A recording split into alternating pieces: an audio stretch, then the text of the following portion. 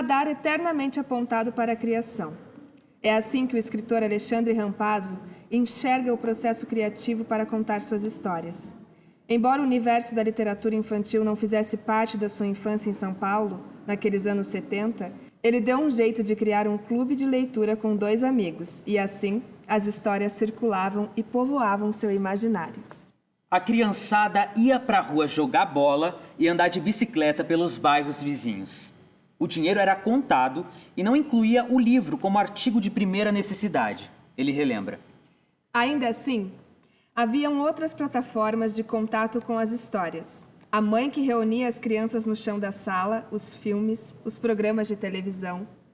A gente tem que perceber que as narrativas não habitam só o livro. Elas habitam nosso dia a dia, mesmo não sendo literárias. Nós somos narrativas ambulantes. Para além do livro, é importante a gente perceber a nossa própria narrativa, analisa Rampazzo. Outros 2 acontecimentos foram importantes para sedimentar a conexão com o que ele se tornaria no futuro. O primo Carlinhos, com sua caixa de supermercado cheia de gibis, e o clube do livro que a mãe começou a assinar. Nunca pensei que dava para colecionar esse tipo de histórias. E ainda, esse meu primo criava personagens, construía histórias num caderno de desenhos. Eu comecei a imitá-lo e acho que foi aí o meu ponto de partida, comenta o escritor. Só muito mais tarde ele teve contato com o livro infantil, por meio da clássica coleção Vagalume e dos livros da biblioteca da escola. É a realidade de muitas crianças daquela época, pois não havia tantas editoras especializadas ou independentes. Hoje existem editoras pequenas e médias, e também as grandes, que ampliaram muito o leque de possibilidades. As crianças atualmente têm disponível uma produção muito maior, ele analisa. O escritor enfatiza o importante papel da biblioteca, como um lugar democrático de leitura e do governo que pode ampliar esse acesso por meio da compra de livros para as escolas públicas. Da escola técnica de desenho do trabalho como office boy em uma companhia de seguros, passando por agência de publicidade, até a carreira de escritor foram alguns anos e muito aprendizado. Mas Rampazzo sempre foi muito próximo das artes gráficas e sabia desde cedo que queria trabalhar com imagem e com histórias. Eu sempre tive esse vínculo muito potente, esse desejo de me expressar de alguma forma, pictórica ou não, afirma. Na universidade, ele já pegava freelas de ilustração e cobria férias dos cartunistas do Diário Popular. Já era um outro patamar. A grana que eu ganhava lá era surreal para minha realidade. Eu torcia para me contratarem, ia mudar minha vida, mas nunca rolou, ele conta. Talvez por isso mesmo, já com uma filha, ele colocou o pé no mercado publicitário até se estabilizar financeiramente. Foi aí que o desejo mais autoral bateu à sua porta e ele na porta das editoras. Primeiramente como ilustrador, até que em 2007, A Menina que Procurava, seu primeiro livro, foi publicado. Peguei gosto, brinca Rampazzo, que desde então lança pelo menos um livro autoral por ano, com exceção de 2012 e 2013, quando ilustrou livros de outros escritores. E bom, para falarmos do livro Pinóquio, o livro das pequenas verdades, precisamos entender que o autor respeita muito as histórias que quer contar e que cada uma tem o seu tempo. Eu só quero transformar a história em livro quando eu acho que ela deve ser transformada em livro, afirma. O Pinóquio começou com uma ilustração, aquela em formato folder que está no final do livro.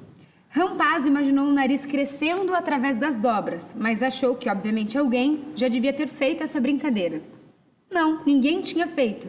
Ainda assim, a história não fluía, não se desenvolvia, e foi para a gaveta por um bom tempo.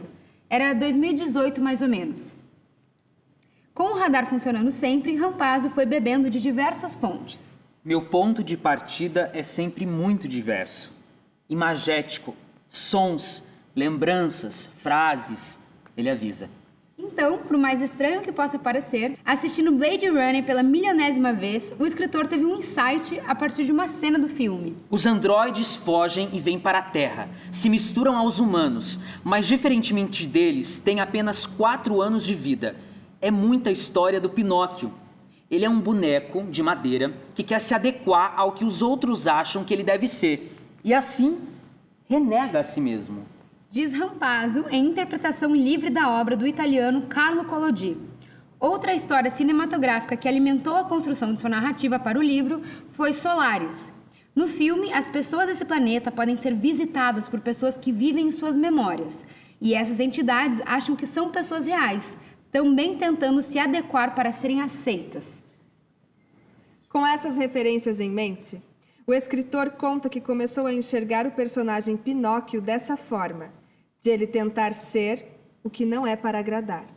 A história é muito associada à mentira.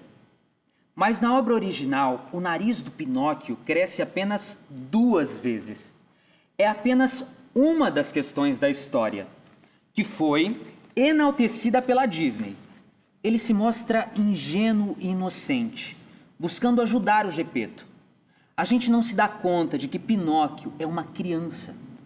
Analisa o escritor que justamente procura trazer essas reflexões para a sua narrativa. Para isso, ele usa 2 recursos bem marcados, o espelho e a repetição. Enquanto o personagem principal imagina ser personagens melhores do que ele, apenas um boneco de madeira, chega ao final sem espelho e abraçando sua origem, a árvore. Quando ele aparece sem um recurso narrativo de tentar ser melhor pela perspectiva do outro, é aí que o Pinóquio se sente real, enfatiza o autor. O livro está longe de trazer uma narrativa de aceitação estagnada. Ele reverbera a potência que há em podermos caminhar sozinhos, olhando com generosidade para o que somos. É uma sorte que o livro chegue a leitores de todas as idades por meio das camadas que ele oferece. Comemora Rampazzo. Para ele, uma das respostas mais interessantes da literatura é o poder de exercitar a empatia. Talvez seja um desses exercícios mais legítimos para entender e se colocar no lugar do outro. Com mais pessoas se permitindo estar na cabeça dos personagens, a gente vai caminhar para um mundo mais empático, vai compreender que a história do outro é tão importante quanto a nossa própria história. Finaliza.